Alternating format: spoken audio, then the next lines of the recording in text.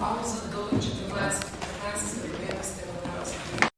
А што е порвечте цели камар кој си збативните шума грешите на коментаре, протоколе факултет на конвента да ќе видат предпредени мандати за компетенцията е локатната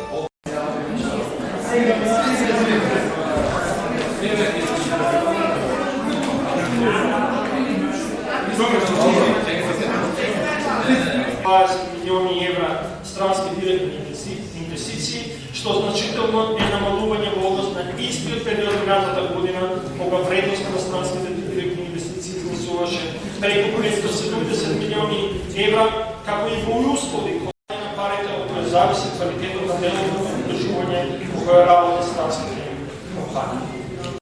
Со ова драстично кратење пораката на инвеститорите станува непријатно, односно дека финансирањето на деловното одржување зависи од политичкиот барометар, а не од разумната логика.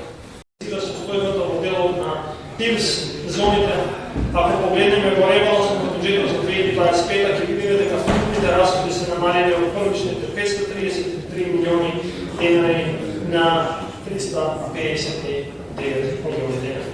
Инфраструктурата во контекст во кој владата најавува амбициозни планови за развој на железничката инфраструктура, како што се градски железнички линии и брзи пруги. Буџетот за 2026 не ги одразува најавените и ветувањата на владата по јавност.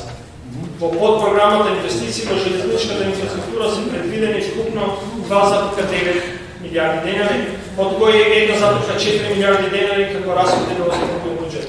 Правна, институционална и инфраструктурна подршка, средствата наменети за ЕУ интеграција се крадат од 4,5 милиарди денари на 3,2 милиарди денари.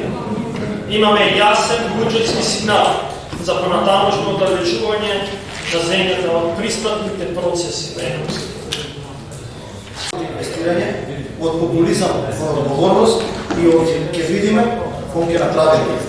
Ова е буџет кој покажува што сакаме да стане Македонија, а тоа е држава која што произведува, која гради, која инвестира, која привлекува капитал, држава која што го намалува дефицитот и долгот преку раст и дисциплина, а не преку нови сметки на грбот на граѓаните. Просечната нето плата да порасне над 6,5%, а бројот на вработени да се зборите за 1,6%, со што невработеноста треба да се спушти на околу 10%. Тоа не се статистики, тоа значи дека има повеќе работа, повисоки плати и посигурна ценовна стабилност. 74,9 милиарди денари, а публичните разходи на 14,2 милиарди денари. Тоа значи буџетски дефицит од првиот од 39,2 милиарди денари или 3,5% на бруто домашниот производ, што е пониско од 2020 кога изнешуваше 4% и 41,3 милиарди денари. Односно, класично што значи тоа? Дека оваа година имаме поголем буџет во апсолутна смисла, но имаме помал буџетски дефицит исто така во апсолутна смисла. Со други зборови, правиме нешто што ретко се гледаше во минатото.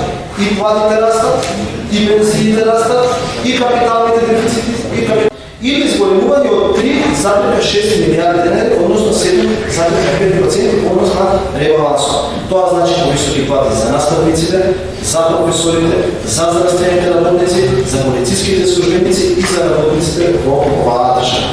Фондот за плати изнесува од 855 милиони евра, што е